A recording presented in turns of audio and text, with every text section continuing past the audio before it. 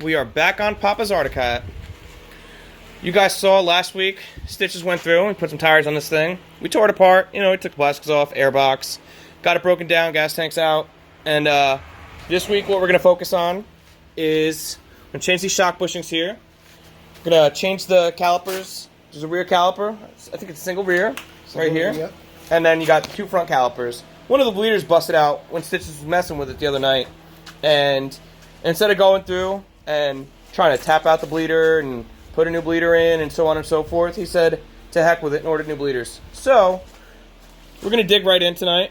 We're going to start off with the brakes, I think. It's probably the best starting point. Yep, and then we're going to, after we put the new brakes on, put on the new brake master and get everything bled, we're going to go switch over to the shocks. Now these are the shock bushings for all four shocks.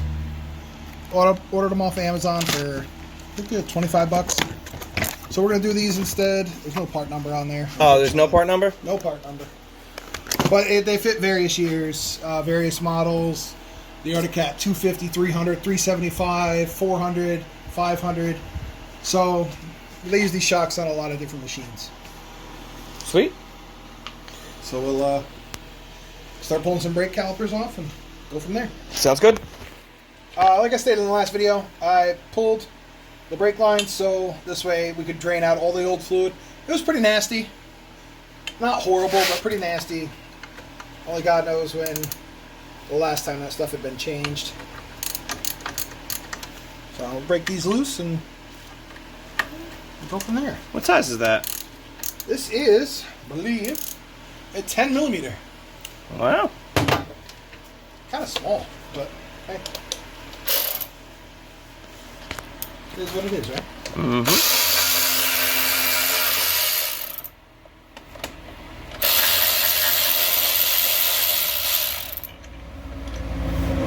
Not like making things easy.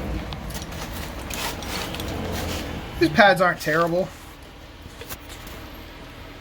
No, we can throw those in the... Save for later pile? Yeah. Well, yeah, I'm going to save these for the pins and everything. Might be able to break this bleeder loose. I know they sell rebuild kits. You can pull out these 4 bolts, separate everything, replace the seals. It's just trying to drill these out. I've never had any luck with it, so I'd rather not mess with it. Alright, now pack the new one. Alright. Putting it back on, just the same way we took it off.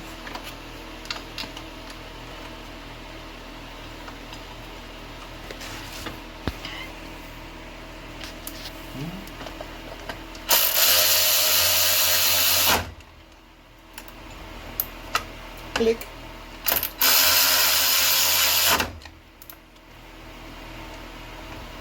Okay. We'll go through, we'll put our new, we'll connect our new caliper to the brake line.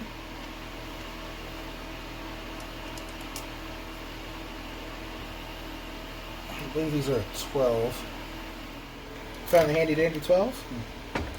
We'll snug her up.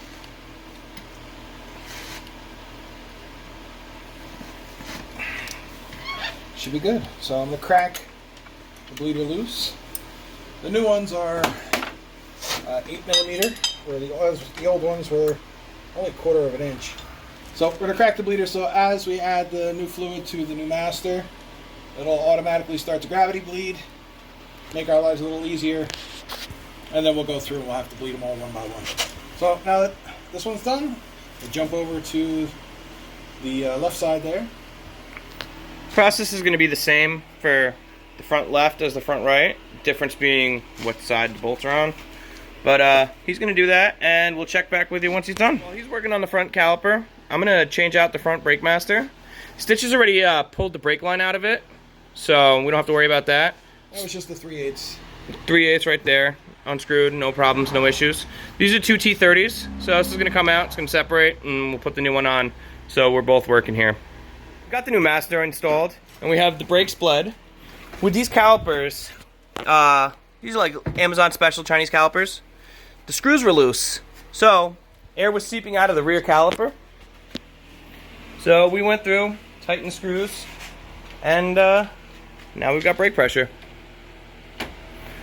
Next thing up, I'm going to go through and pull the carburetor out and get that in this ultrasonic cleaner. This hose clamp was changed. This one's factory. So for this machine specifically, when we're working on, it's a flat head here, and this is going to be a Phillips head. So we're going to get them out, take the choke cable out. On this side, we take the case off of the carburetor, or off of the throttle, and we'll pull the throttle cable out. I'll show you when I get there, and then she should just slide up and out. Cool. What are you working on while I do that? So, while Noodles is dealing with the carburetor, I'm going to go through and I'm going to pull these rear shocks out. So, I'm going to get the, I believe that's 1/2 inch, whatever the back side is there. I'll pull these apart so I can rebuild the new bushings on these, on the front and rear shocks. And we'll go from there. So just like most carburetors, they're a pain in the butt to pull out. Always. You could probably pull the airbox out to make it easier. I would just disconnect this hose here and pull out the that hose. That'll make it a lot easier for you. Yeah. And we can't forget to oil that filter either. Yeah, we'll have to order some. Oh, this boot's broken. Is it really? Yep. That she is. All right. Take a look at it when it's off. Is it really broken, or is it like No, that's broken. Okay. Sorry, Papa. These things are money pits. If you look at this design here, flip it on the inside. If you look here, it's cracked all the way around. But you see how it's got the dual seal there? It does. So it might not give us issues. That might be something for testing purposes we can still try and find one on the interwebs. Yeah. Yeah, we'll put this one back on so this way we can test it, but we'll see if we can find a better one in better shape so we know that it's not going to leak. Papa decides to take it through a mud pit or something. Yeah, we don't want to repeat on the scrambler. It's very true, sir. Very true. Alright, cool. I'm going to finish getting this thing out. He's going to get these things off, and we'll check back within a few minutes here. Alright, so I pulled out one rear shock.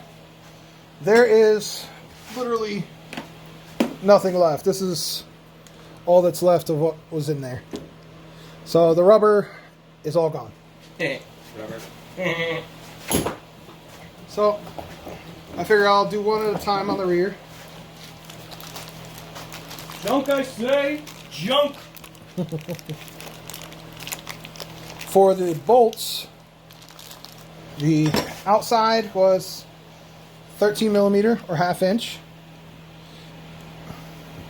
Whereas the inside is 17. Alright. We'll grab a pair of pliers to squeeze this all in there. I'm commandeering your box, sir. Why are you commandeering my box? I thank you for your patronage. No. I might need my box. So, you see I took some channel locks, squeezed it in there. Now she's nice. Knew it'll give us a nice tight fit. These just separate. So it's not like you're crushing a whole bushing to try and fit it through the eyes here. Let's see if we can show you on this one. You slide one side in. I left the dowel in there, made it a little easier. And put the other side. Then just take pliers and squish them together, make sure it's all good. And then reinstall the way you took it apart. So while I continue on the other ones, you see that one's gone. While I continue on the other ones, Noodles is still working on taking out the carburetor. He found an amazing discovery that the choke wasn't even twisted into the throttle whatsoever. He didn't take it out, nothing. Those threads look shot. Well, I think that maybe came with a new... No, it would have been on the cable. It would have been on the cable. So we're going to have to get a new choke cable. Well, I don't know. Maybe we can get this piece. We'll see. We'll see what we can do. But maybe it's not junk. Maybe it's not toast. Maybe we can put it back together. And we'll check back with you in a few minutes. All right. Got the carburetor in the ultrasonic cleaner. The accelerator pump was a little bit dirty inside there, but took that apart, cleaned it up. Got a rebuild kit on the bench. We'll show you in a few minutes. Stitches went through. Shocks are done. If you want to show them the difference here, as you can see, stuff's not just bouncing around anymore. I think the shocks might actually be saved. Could have just been the bushings on the shocks. The next thing Stitches jumped into was he took the old petcock off of the fuel tank, and we knew that the fuel gauge didn't work. There was an issue with it. So they had thrown a new petcock on, like we explained. It was the wrong one. They never put the tubes in there for regular on and reserve, and there was some JB Weld on here. I don't know what they were trying to do with that. I don't know if it wasn't sealing or something, but we're just gonna pretty much chuck that, and we'll throw the new one on. As you can see, the fuel level indicator is out. We knew that it didn't work. It had actually come apart inside the fuel tank. So Stitches went and grabbed a cat's claw, and he went through and fished all the pieces out of it. So we're going to see if we can save the fuel level indicator. Hoping that it's savable. It looks like it. All the pieces are here. We just got to clean it up really good.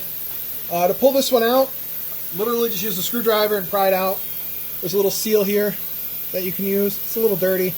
I'll clean it up really well. And clean this up really good too, so this way we know we got a good seal putting it back together. And hopefully, Papa will have a working gas gauge. And it all spins, so... Everything feels free. That's good.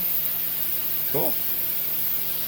We could be fancy and like polish this and get the oxidation off of it with toothpaste, but we're not going to. No, we'll leave it alone. If Papa wants it fancy, he can buy a new one. Sounds good. All right, so we're gonna put the new petcock here on, the correct one. Put that one on. Try and fix the fuel gauge. We'll get everything back together. And it just finished. And I'll put that carburetor back together. Sounds good. Alrighty, so update. We have the carburetor back on. The choke here,